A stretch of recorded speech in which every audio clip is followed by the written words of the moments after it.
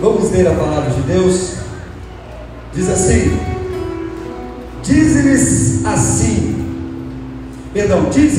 assim como eu vivo, diz o Senhor, que como falastes aos meus ouvidos, assim farei a vós outros.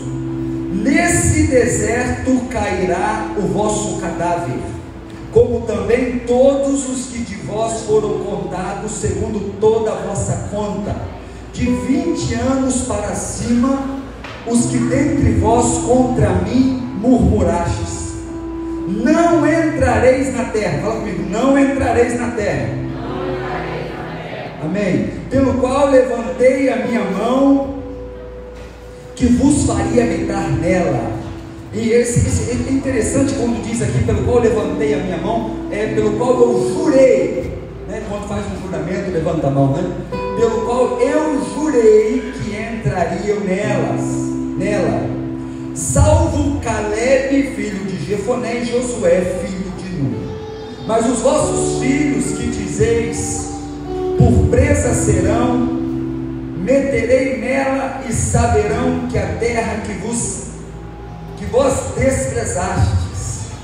Porém, quanto a vós, o vosso cadáver cairá nesse deserto. Muito forte essa palavra. Olha só, nós vimos aqui no domingo, vou fazer uma recapitulação rápida, que Deus tirou o povo do Egito para levá-los a uma terra que manava leite e mel. Amém? Estudamos aqui que poderiam chegar na terra em 40 dias no máximo. Dizem os historiadores que de 11 a 40 dias era possível chegar naquela terra. Então a distância não era longa, teriam que passar no deserto, mas por 40 dias, no máximo seria isso. Pode ser que um pouco mais, mas um período curto seria o período de atravessar o deserto para chegar nos mananciais que Deus havia preparado. Havia uma terra preciosíssima, uma terra que para carregar um fruto da vide, né, um cacho de uva, precisava de 2 homens. Olha que coisa louca. Eu não sei você, mas eu viajo na Bíblia. Se um cacho de uva precisava de 2 homens, imagina uma melancia. Eu imagino o tamanho de um Fusca. Não é verdade? Porque um cacho de uva, 2 homens para carregar, uma melancia devia ser gigante. Você sabia que teve um avivamento na Guatemala? E uma cidade da Guatemala se converteu mais de 90% da cidade. E ela foi tão abençoada que a terra começou a produzir frutos gigantes. É uma loucura. Teve uma ilha também, a ilha de Fiji, se não me engano. Foi um avivamento tão poderoso que a terra começou a dar frutos enormes. Isso estou falando agora contemporâneo nosso, tá? Mas aqui a Bíblia fala que Deus então tira o povo de uma escravidão no Egito para levá-los a viver uma vida muito mais abundante. Nós falamos aqui no final da mensagem do domingo que terra que mana leite e mel é uma terra que a prosperidade é abundante. É uma terra onde não só eles teriam o suprimento diário, mas teriam abundância. É isso que significava leite e mel: produtividade e riqueza. Olha a promessa que Deus tinha para eles: saírem de um lugar onde eram escravos para ir para um lugar onde as coisas fluiriam. Maná, leite e mel, mananciais fluem naturalmente. Amém? Então o esforço para obter sustento e bênção seria muito menor do que em qualquer outro lugar. Era uma terra que manava, que fluía, não teria tanto esforço para adquirir aquilo que eles necessitavam. Mas o que acontece? Faraó não conseguiu prendê-los no Egito. Deus se manifestou, levantou um libertador e os tirou do Egito. Aleluia. Agora, aconteceu com a gente isso. Nós estávamos presos no Egito. O mundo era o Egito para nós. Faraó desse século, o diabo nos aprisionava lá. Mas Deus libertou-nos através de um libertador chamado Jesus de Nazaré. Aleluia. Falei comigo. Nós passamos pelo mar vermelho do sangue de Jesus. Fomos libertos por Ele. Aleluia. Estamos rumo a Canaã. Agora essa Canaã não é só a Canaã celestial. Nós estamos rumo a uma vida próspera na terra. Jesus disse: eu vim para dar a vocês vida e vida em abundância. Deus não nos fez para vivermos presos num deserto, muito menos no Egito. Então olha só, acontece a mesma coisa que aconteceu com os israelenses. Deus os livrou do Egito e das mãos de Faraó. Porém, o diabo não desistiu. Não era porque eles estavam livres de Faraó dentro do Egito que esse espírito de Faraó deixaria de querer aprisioná-los.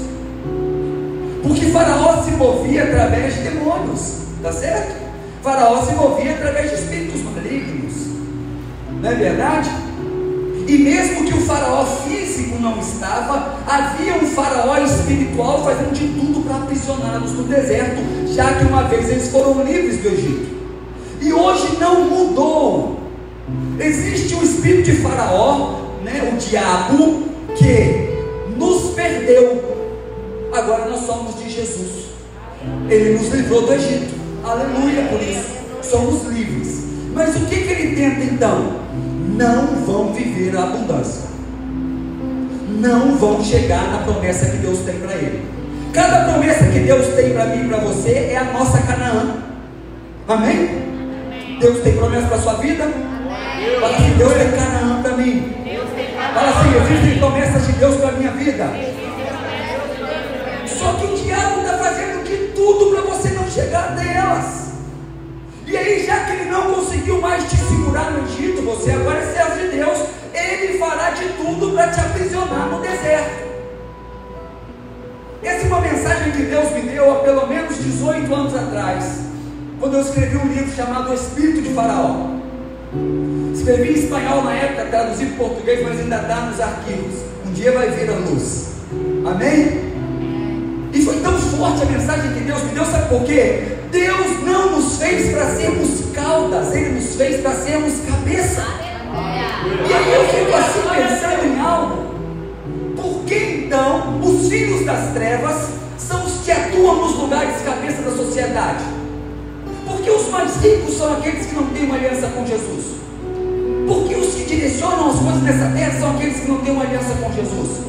Se nós temos o Espírito do vivo Deus dentro de nós, você não fica pensando nisso não? Por quê? Porque a política tem que ser governada pelos filhos das trevas, a corrupção reinando, o roubo reinando. Por quê? Porque não pode ser um homem cheio do Espírito Santo lá. Porque o diabo faz de tudo para aprisionar a mente dos filhos de Deus no deserto. Não, vocês têm que sofrer nessa terra. Sabia que por muito tempo a mensagem pregada dentro da igreja era assim? Que se a gente não sofresse na terra, a gente não ia para o céu? Está amarrado e sem força.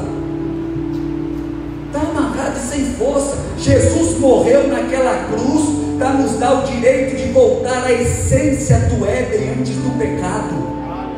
Onde não havia dor, não havia tristeza, não havia lamento, não havia enfermidade. Foi isso que Jesus fez. Só que a gente vive aqui porque a gente anda preso nos desertos, porque o diabo sabe que perdeu, agora nós somos de Jesus e vamos para o céu, aleluia. Mas tudo que ele puder fazer para aprisionar você nos desertos, para que você não viva as promessas de Deus nessa terra, ele vai fazer. Por isso eu coloquei o tema dessa mensagem, creio que o Espírito Santo me direcionou, como prisões desérticas. Porque agora já havia um povo livre, mas presos. Eles estavam livres do seu corpo físico, caminhando rumo à terra da promessa, mas a mente escravizada por Faraó. Sabe, é horrível o que aconteceu ali. Um povo livre, Deus se manifestou, fez tantas coisas, mas eles continuavam aprisionados por Faraó, ainda que libertos por Deus. Como eu disse, a trajetória seria rápida para chegar nos mananciais, mas demoraram 40 anos. E o pior, o texto que eu li aqui ao início da mensagem fala o seguinte: que só entrou em Canaã uma nova geração. Toda aquela geração que saiu do Egito precisou morrer no deserto. deserto. Isso que é o mais triste. Sabe aquela questão de nadar e morrer na praia? Imagina só. Querido, eu quero ministrar pelo Espírito Santo uma coisa na sua vida. Muda a sua mentalidade. Deus tem mananciais para você. Sabe? Deus tem. Para de se vitimizar. Para de se colocar como pobre e coitado. Para de falar, não consigo, não posso, eu sou um pecador. Então toma posição e muda. Amém? Encha-se do Espírito Santo e vença as tentações. Comece a declarar em fé o que a Bíblia diz acerca de você. Comece a declarar, não, a Bíblia diz que eu posso todas as coisas em Cristo que me fortalece. Não, a Bíblia diz que nele eu sou curado. Não, a Bíblia diz que Ele é fiel para cumprir todas as promessas que fez para mim. Não, a Bíblia diz que todas as promessas de Deus em Cristo Jesus são sim e amém, estão disponíveis para mim. A Bíblia diz que certamente Ele levou sobre si as minhas dores e tomou sobre si as minhas enfermidades. Então começa a declarar o que é a verdade da Bíblia. Não fique com a sua mente aprisionada no deserto. Tem pessoas que têm uma mente tão aprisionada no deserto que ela pensa assim, não, Deus me fez para sofrer. Porque é tanto sofrimento, é tanto deserto que essa pessoa passa, é tanta luta, que o diabo já colocou na cabeça dela que Deus fez ela para sofrer. Para que Jesus morreu por você então? Só que o diabo é sujo e ele escraviza as pessoas. Já que ele não conseguiu prendê-las no Egito, ele vai tentar fazer de tudo para que a gente morra longe da promessa de Deus. De tudo. Ele conseguiu com Israel. Só quem entrou de homens maiores de 20 anos, só Josué e Caleb. Todos os outros morreram no deserto. Até o próprio líder morreu. Isso é o mais triste. Moisés. Dá para nascer um homem como Moisés, tá? Um líder poderosíssimo. Conversava com Deus face a face. Eu acho assim, você não para imaginar as coisas da Bíblia? Eu paro muito para imaginar as coisas da Bíblia. A gente fala, quem escreveu os 5 primeiros livros da Bíblia? Moisés, Pentateuco, foi Moisés que escreveu, amém? Tá. Agora, Moisés estava lá na criação, quando Deus criou todas essas coisas, lá no Gênesis, está escrito lá, no princípio criou Deus os céus e a terra sem forma e vazia, e como foi que fez os homens, e como foi que veio toda essa questão da criação de Noé. Moisés viu isso, gente? Não era nem nascido. Olha a comunhão que o cara tinha com Deus, ao ponto de Deus revelar tudo isso para ele. Está entendendo como é o negócio? Só que ele chegou a um limite de desobedecer uma ordem. Deus mandou ele falar a rocha e ele feriu a rocha. Ele estava cansado do povo, estressou. Aí Deus falou, você também não vai entrar. Sobe no monte, dá uma olhada, mas você não vai entrar. Aí ele morreu no deserto. Que triste, né? Agora, quais são as prisões que o diabo tenta de tudo para que a gente não saia do deserto o mais rápido possível? A primeira delas, eu acho que você já está cansado de saber. Quem vai tentar adivinhar aí? Uma coisa que a gente faz quase todo dia e que prende a gente no deserto. Hã? Começa com ele, né? Murmuração. Quando a gente murmura, a gente está dizendo que Deus não está no controle das coisas. Quando a gente murmura, a gente está menosprezando o poder de Deus. Olha só o que aconteceu. Números capítulo 11, verso 1.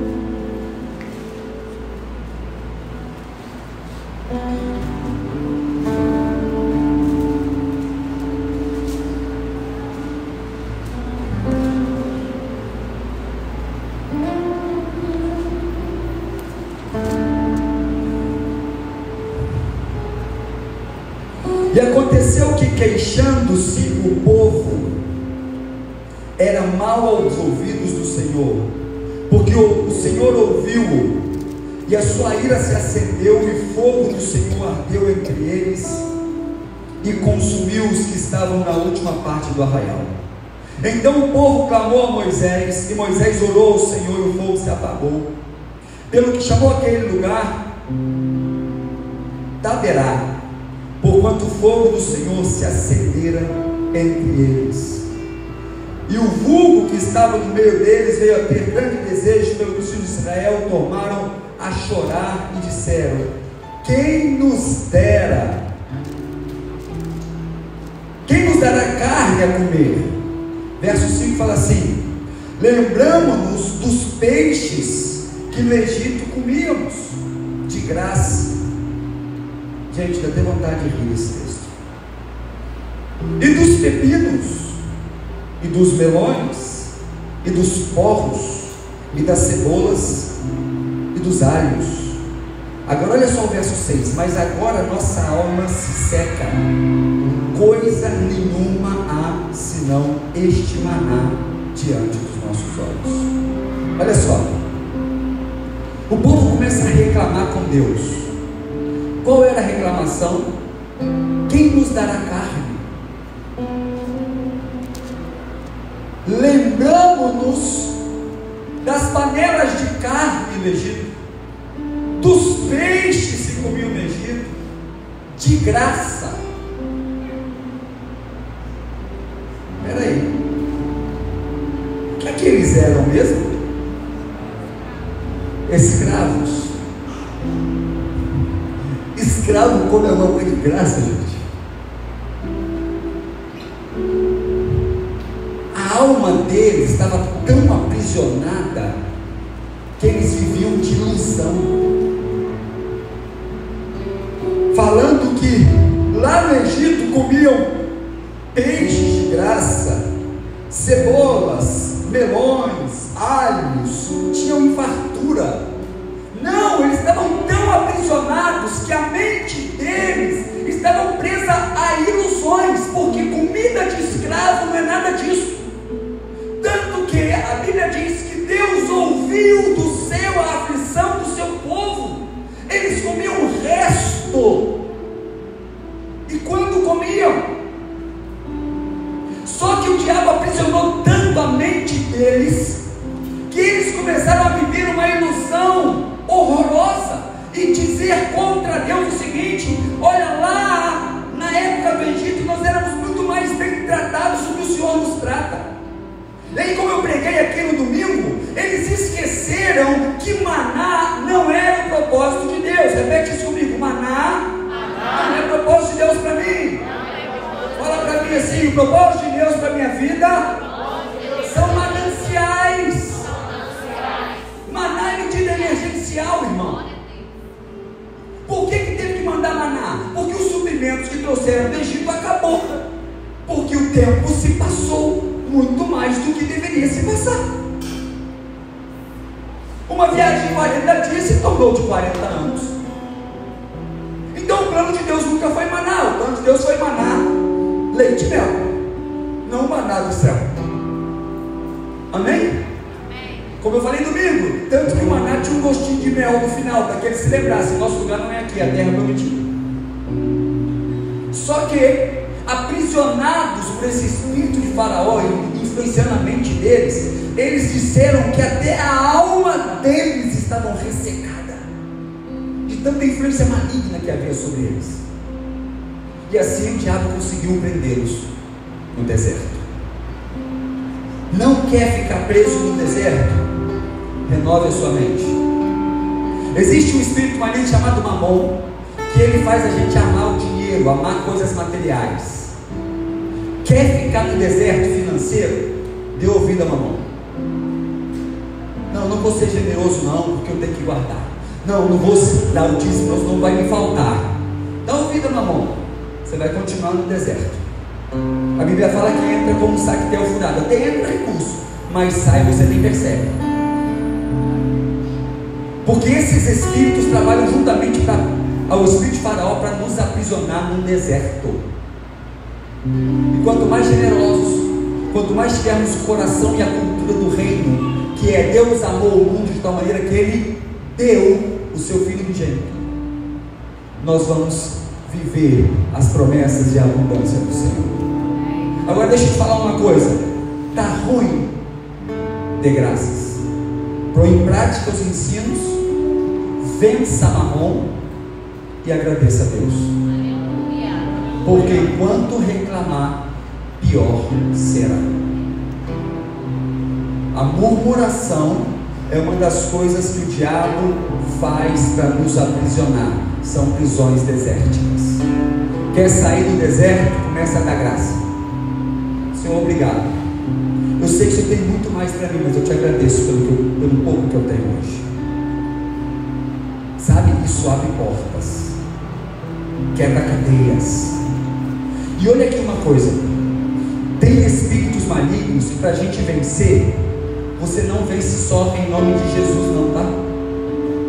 É Romanos 12:2.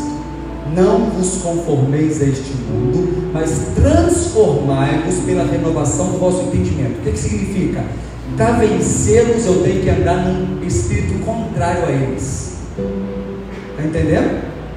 Demoninho emperrapado aí, a gente manda embora em nome de Jesus. Mas principados e poderes que influenciam nações, Mamon, Jezabel e outros mais, a gente só vence vivendo num espírito contrário a ele.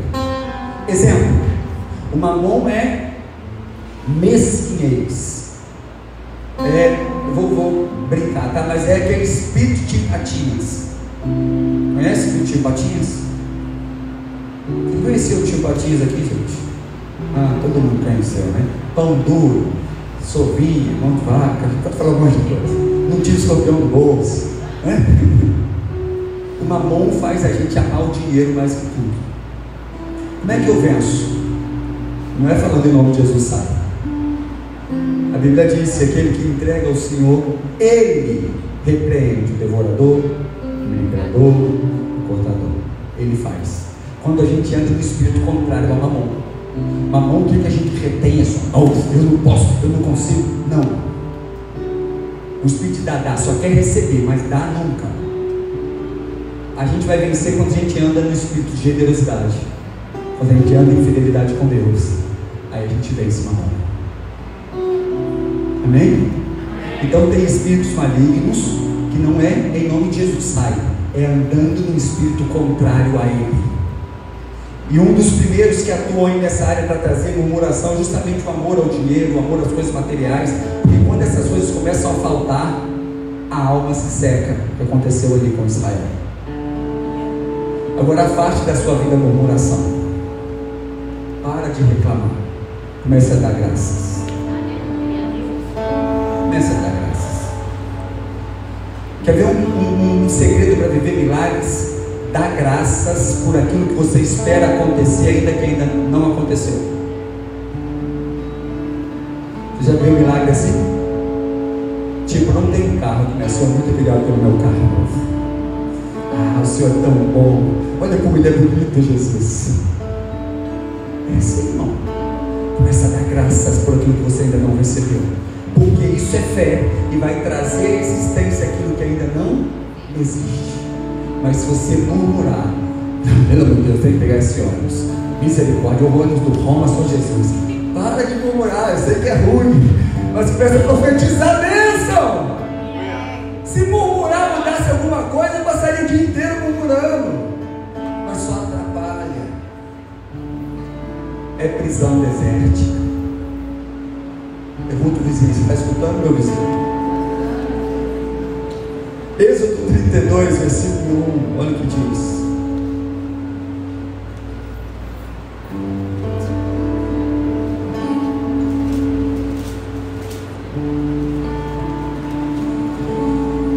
Mas vendo o povo que Moisés tardava em descer do monte, ajuntou-se o povo a Arão e disseram-lhe: levanta-te, faça-nos deuses que vão diante de nós, porque quanto a este Moisés, olha como é que eles falaram de Moisés, quanto a este Moisés, a este homem que nos tirou da terra do Egito, não sabemos o que lhe sucedeu. E aí Arão deu ouvido a eles, né? Mandou eles tirar os pendentes de ouro das orelhas, mulheres, dos vossos filhos, das filhas. Então o povo arrancou os pendentes de ouro que estavam nas suas orelhas e trouxeram a Arão, e ele os tomou das suas mãos e formou o ouro como com um buril e fez dele um bezerro de fundição.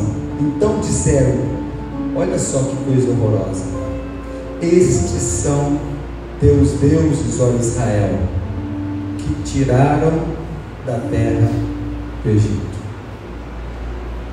Gente, se não bastasse eles levantarem um bezerro de ouro para adorar, ainda tiraram toda a glória de Deus e falaram que aqueles deuses ali que tinham tirado eles do Egito. Que coisa horrível. Uma outra coisa que prende os filhos de Deus no deserto para que eles não cheguem aos mananciais é a idolatria, qualquer uma delas. Amar a vida mais que a Deus, amar até os filhos mais que a Deus, amar o cônjuge mais que a Deus, amar o trabalho mais que a Deus, qualquer coisa que você coloca no lugar de Deus é idolatria. Não precisa estar prostrado diante de uma imagem para ser idólatra, não. E aí fica preso no deserto. Aí a tendência é morrer no deserto. Se livre de toda e qualquer idolatria na sua vida. Antes de amar qualquer coisa ou qualquer pessoa, ame a Deus acima de tudo. Faça uma aliança com Ele verdadeira, de falar assim: Jesus, eu não amo nem mais a minha vontade do que a sua. Às vezes a gente é idólatra de si mesmo, sabia? Quando a gente acha que é dono de si, que manda em tudo, que sabe tudo, que é melhor que os outros, é idolatria a gente mesmo.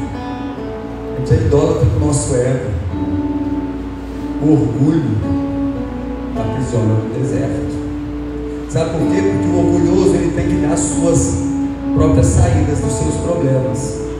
Jesus disse o seguinte: vinde a mim todos que estão cansados e sobrecarregados, e eu vos aliviarei. Amém? Mas ele continua dizendo: tomai sobre vós o meu jugo. Vem que eu alivio. Mas aí depois que você veio para viver essa liberdade, eu tenho que governar você. Aí Mateus capítulo 6: buscai pois em primeiro lugar o reino de Deus e todas as coisas nos serão acrescentadas. Porque no reino de Jesus é assim: quem se preocupa em cuidar do bem-estar dos seus filhos é o rei. E aí ele fala: vem, você está cansado e sobrecarregado, eu te alivio, mas deixa eu colocar o meu jugo sobre você, eu vou coordenar e governar a sua vida. E se você aceitar isso, quando você busca esse governo meu sobre a sua vida, eu vou me preocupar em suprir tudo que você precisa. Está entendendo? Jesus governando no reino dele, ele é responsável por cuidar de nós. Agora, se a gente toma o governo e faz a nossa maneira, aí a gente é responsável por cuidar de nós mesmos. Aí a gente escolhe livrar-se de toda idolatria. Muitas vezes que Deus queria fazer algo sobrenatural no meio do povo, ele mandava: olha, purifiquem-se. Josué falou com o povo: purificai, porque dentro de 3 dias Deus fará uma maravilha em meio de vós. Aí começaram a tirar os ídolos, tirar tudo. Depois de 3 dias Deus fez coisas gloriosas. Atravessaram o Rio Jordão a seco. Amém? Deus tem mananciais para você, mas precisa ser livrado das prisões do deserto. Não aceite viver uma vida de murmuração. Não pense que o Egito é melhor do que os mananciais de Deus, não. Não caia na ilusão que comida de escravo é melhor que aquilo que Deus dá, não. Isso é engano. É engano. Agora existe uma coisa também muito forte. Números capítulo 13, vai comigo lá. Versículo 33.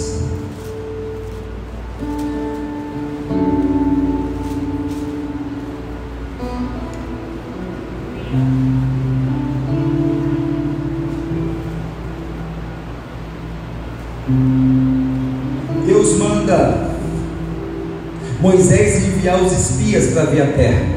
Amém? Eles voltam de lá com boas notícias, sabe? Eles chegam dizendo, olha só no verso 27: E contaram-lhe e disseram: fomos à terra que nos enviaste, e verdadeiramente mana leite e mel, e este é o fruto. Aí mostraram a uva que os homens trouxeram carregando, o cacho. Tá certo? Agora o verso 28, olha o que eles disseram: o povo, porém, que habita nessa terra é poderoso, e as cidades são fortes e muito grandes. E também vimos ali os filhos de Anak. Os amalequitas habitam na terra do sul, os heteus, jebuseus, amorreus habitam na montanha, os cananeus habitam ao pé do mar, pela ribeira do Jordão. Aí olha o que diz verso 30: então Caleb fez calar o povo perante Moisés e disse: subamos animosamente e possuamo-la em herança, porque certamente prevaleceremos contra ela. Olha só que diferença. Aí verso 31 fala assim: porém os homens que com ele subiram disseram: não poderemos subir contra aquele povo, porque é mais forte do que nós. E infamaram a terra que tinham espiado. Olha, menosprezaram o que Deus falou que havia dado, desonraram a terra. Não é aquilo assim. Até tem lá os frutos, manda leite e mel, mas tem gigante, tem povo lá, tem terra, tem cidade fortificada. E olha só, infamaram a terra que haviam espiado perante os filhos de Israel, dizendo: a terra pelo meio da qual passamos a espiar é terra que consome os seus moradores, e todo o povo que vive no meio dela são homens de grande estatura. Verso 33: também vimos ali gigantes, os filhos de Anak, descendentes dos gigantes, e éramos, olha só que coisa, e éramos aos nossos olhos como gafanhotos, e assim também éramos aos seus olhos. Uma prisão terrível que nos prende no deserto é viver pela razão e não pela fé. Existem espíritos malignos que nós chamamos de espíritos gregos. Por que espíritos gregos? Espíritos gregos são espíritos da lógica humana. Os maiores pensadores e filósofos foram gregos, tudo baseado em questões humanas. Se você estudar um pouquinho, estou dando aula na ministerial na Voldac na segunda-feira, estou dando ética cristã. Se você estudar um pouquinho sobre a ética secular, é loucura o que esses filósofos falavam. Tem coisas interessantes sim, mas tem outras que só Jesus. Então, basear-se na nossa razão traz prisões, porque Deus não nos chamou para viver por vista, senão por fé. E é interessante, quando você para estudar a história, depois que todo esse povo que tinha mais de 20 anos morre no deserto, a nova geração entra com Josué e Caleb. A única parte da história que você vê eles enfrentando o gigante foi quando Caleb falou com Josué o seguinte: olha, Moisés me prometeu aquele monte lá, eu tinha 40 anos quando eu recebi a promessa, hoje eu tenho 80, mas a mesma força que eu tinha naquela época eu ainda tenho hoje, o mesmo vigor eu ainda tenho hoje, eu sei que lá tem gigantes, mas eu vou lá e vou derrotar todo mundo. Foi o único momento. Em nenhum outro momento eles lutaram contra os gigantes para entrar em Canaã. E sabe como é que foi as guerras deles?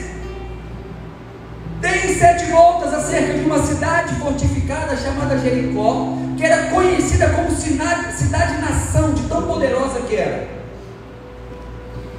Olha a peleja que eles tiveram que enfrentar. Uma guerra muito forte, não é verdade? Uma volta por dia durante 7 dias. No 7º, vocês vão dar 7 voltas, vão tocar trombeta e vão gritar. Quanto esforço! E aí fizeram o que Deus mandou, e as muralhas caíram.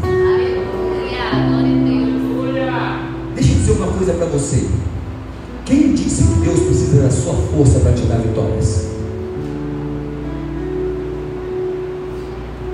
Você acha mesmo que você consegue mudar qualquer situação da sua vida? Não consegue, e Ele nem precisa da sua força para isso. Basta você crer na força dele.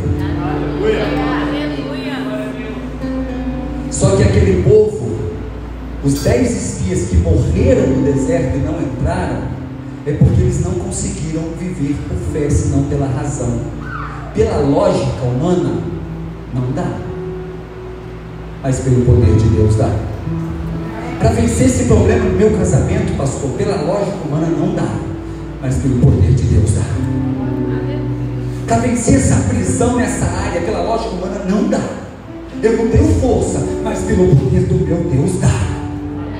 Para derrubar essas muralhas na minha vida, pela lógica humana não dá, mas pelo poder do meu Deus dá. Deus nos chama a não viver pela razão, mas sim pela fé. Fé é dar um tiro no escuro sabendo que vai acertar o alvo. Fé é dar um passo sabendo que Deus colocará o chão. É viver por aquilo que você não vê. É fácil? Não. Mas não tem outra saída. É melhor confiar, é melhor descansar, porque a gente não tem poder nem para mudar a cor do cabelo. As mulheres até tentam, mas todo mês tem que pintar de novo. Foi isso que Jesus fez. A gente não tem poder nem para acrescentar 1 centímetro na nossa estatura. Então é melhor crer do que caminhar pela razão. Ah, o gigante parece grande, amém, e é uma realidade. Mas eu vou falar para o gigante o tamanho do Deus que eu tenho. Sabe aquele negócio quando alguém ligava com você na escola e falava assim: ó, vou chamar meu pai? Faz isso, irmão, para de ser bobo, você tem um pai que é grandão. Está de frente do problema, chega para o diabo e fala: olha só, você está tentando contra mim, eu vou chamar meu pai. Você não está brincando? É verdade. É o Senhor dos exércitos. Com quem que você tem aliança? Porque Davi chega diante de um grande exército a mandado do seu pai. Os filisteus sitiaram Israel. Todo dia, por 40 dias, um gigante saía lá do meio e falava: cadê vocês, seus medrosos? Vem alguém aqui que eu vou jogar a sua carne hoje, as aves vão comer você, e não sei o que, e afrontava o exército. Você sabia que em Israel tinha gigante? Entre aspas. A Bíblia fala que o rei Saul, do ombro para cima, ele era o mais alto de todos. Que tanto que no dia que ele foi escolhido por Deus para reinar, ele estava escondido, mas não conseguiu se esconder porque ele era grande demais. Mas o gigante de Israel estava com medo. O exército tremia por conta das afrontas de Golias. Aí o pai de um menino fala com ele: vai lá levar uns queijos para os líderes dos soldados e uns pães para os seus irmãos. Aí ele chega lá e ele fala o seguinte: o que vão fazer para a pessoa que derrotar esse gigante?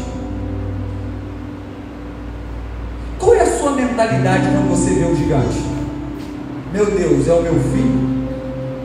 Ou é uma possibilidade de eu dar um salto na minha vida? Infelizmente todos nós vemos os nossos gigantes como o nosso fim.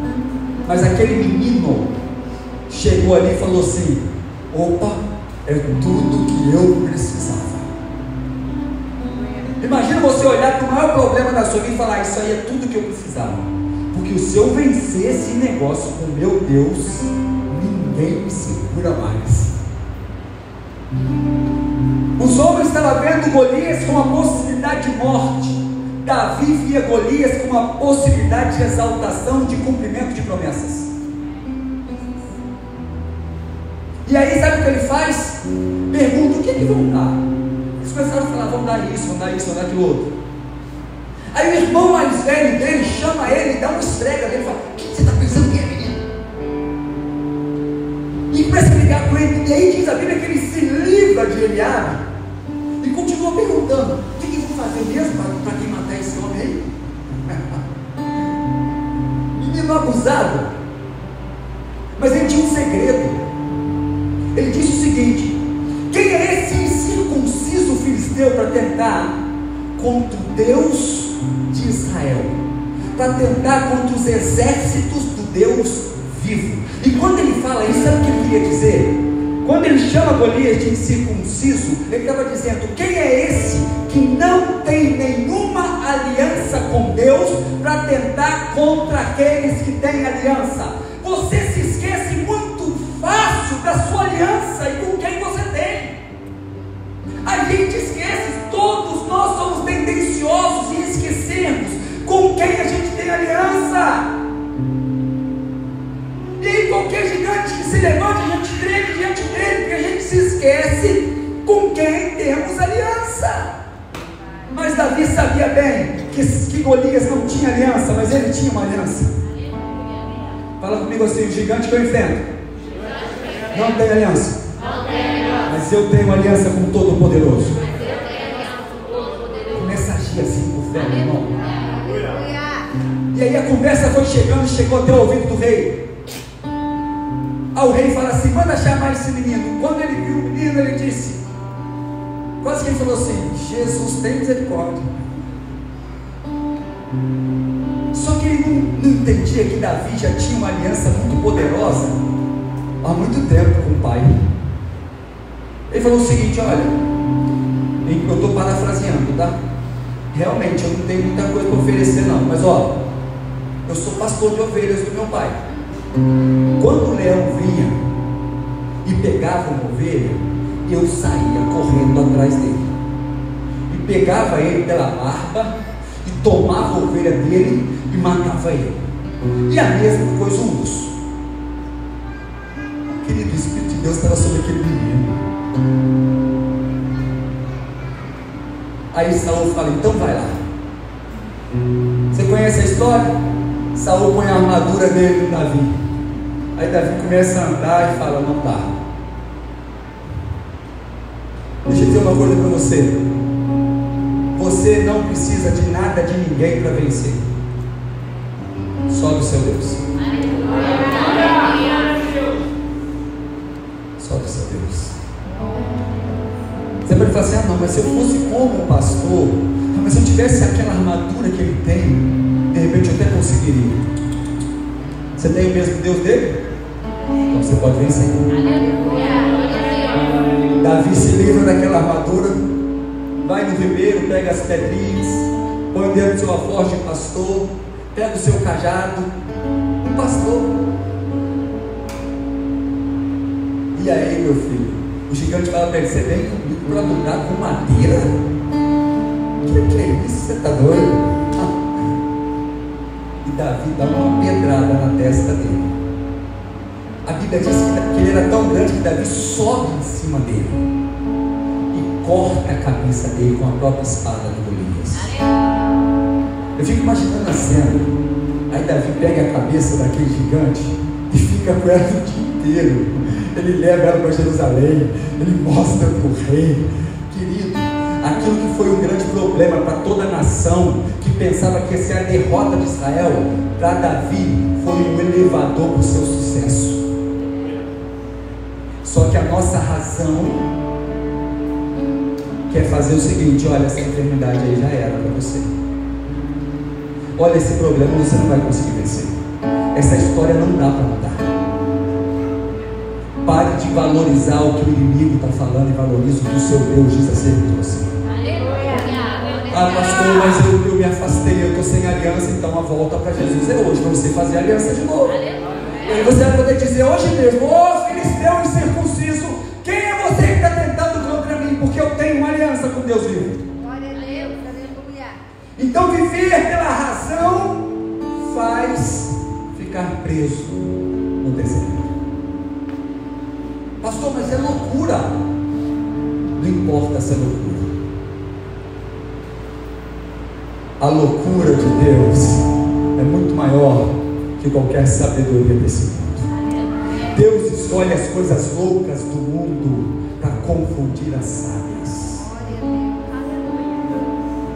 Agora, em Números capítulo 12, verso 2, para a gente terminar, isso também é um segredo.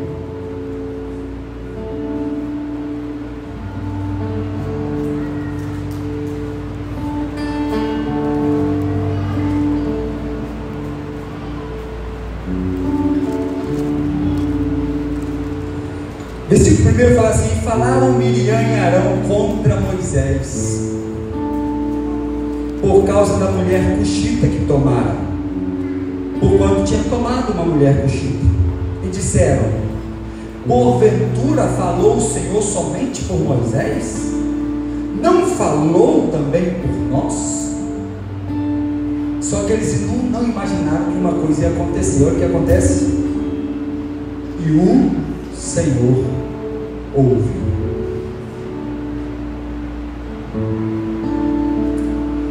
E era o varão Moisés muito manso, mais do que todos os homens que havia sobre a terra.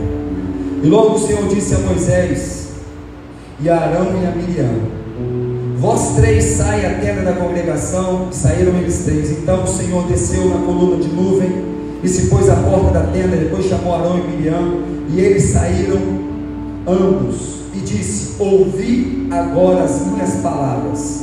Se entre vós houver profeta, eu, o Senhor, em visão, a ele me farei conhecer, ou em sonhos falarei com ele. Não é assim como meu servo Moisés, que é fiel em toda a minha casa? Boca a boca falo com ele, e de vista, e não por figura, pois ele vê a semelhança do Senhor. Por que, pois, não tiveste temor de falar contra o meu servo, contra Moisés? Perguntou o Senhor. Assim a ira do Senhor contra ele se acendeu e foi-se, e a nuvem se desviou de sobre a tenda, e eis que Miriam era leprosa como a neve. E olhou Arão para Miriam, e eis que era leprosa. Pelo que Arão disse a Moisés: ah, Senhor meu, ora, não ponha sobre nós este pecado, que fizemos loucamente e que havemos pecado. Deixa eu dizer uma coisa também, que é muita prisão desértica para muitos filhos de Deus: não entender de autoridade delegada. Deus sempre levantará um líder para te ajudar a chegar na sua Canaã. Sempre foi assim. Agora, quando a gente não entende disso, aí a gente morre no deserto. Olha a queixa de Arão e Miriam: por acaso o Espírito Santo está só em Moisés? Não está também na gente? Falaram e pensaram que Deus não estava ouvindo. Essa Bíblia é forte, né? Fala: e o Senhor ouviu. Gente, se Deus levantar um discipulador sobre a sua vida, receba ele como Senhor. Sabe? Porque Deus levanta pessoas para nos ajudar a chegar na nossa Canaã. Mas pastor, e se falhar comigo? Quem não tem falha, irmão? Em todos os meus discipulados eu falo para os nossos discípulos: aprenda no discipulado de duas maneiras. Uma é o que você tem que saber aprender a fazer. O que eu aprendo a fazer com o meu discipulador? O que ele faz que é certo. Isso eu aprendo. E duas, é aquilo que eu não tenho que aprender com ele, que é aquilo que ele faz que de repente não é tão certo. Então no discipulado Deus nos ensina essas duas formas: aprender aquilo que o meu discipulador imita Jesus, e aquilo que ele ainda não está imitando, eu aprendo também que isso eu não devo fazer. Mas Deus sempre constituirá autoridades para a nossa vida, para nos levar a uma Canaã. Sempre. Morreu Moisés e Deus falou a Josué: atravessa o meu povo. Quando Davi chegou com a cabeça de Golias, sabe o que ele perguntou? O que Saul perguntou para o rei general Abner? Ele disse assim: de quem é filho esse menino? Ele podia perguntar qualquer coisa, mas ele falou assim: para esse rapaz ser o que ele é, com certeza ele teve um pai que era extraordinário. Com certeza ele viveu debaixo da autoridade de alguém que forjou ele um guerreiro sendo ainda um moço. Está entendendo? Ele não perguntou em que faculdade estudou, ele não perguntou de onde saiu aquela força, ele não perguntou de onde saiu a coragem, ele perguntou quem é o pai dele. Porque se ele foi um bom filho, isso é resultado da sua paternidade. Receber aqueles que Deus nos pôs sobre a nossa vida como pais espirituais vai nos fazer chegar às Canaãs de Deus. Pode ter certeza disso. Agora a gente escolhe.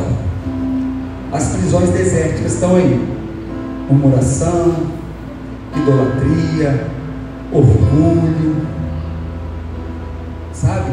Desobediência. Está tudo aí. Isso tudo nos prende no deserto. Mas Deus tem uma Canaã para mim e para você. Não aceite o deserto como moradia. Deserto é só lugar de passagem. Amém? Vamos ficar de pé, queridos? Vamos. Eu creio que Deus trouxe você aqui hoje porque Ele quer te tirar desse deserto. Canaã está logo ali. Declare isso pela fé. Diga assim: olha, a minha Canaã está logo ali. Amém?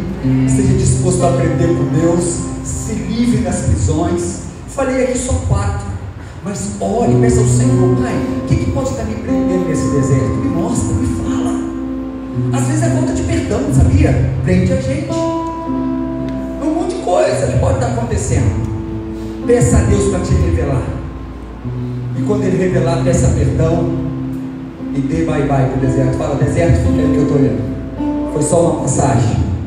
Eu estou chegando em Canaã. Amém? Feche os seus olhos, queridos, em nome de Jesus. Agora, para passar o deserto, precisa de alguém para te direcionar. E esse alguém é Jesus. Se você está aqui hoje e ainda não se entregou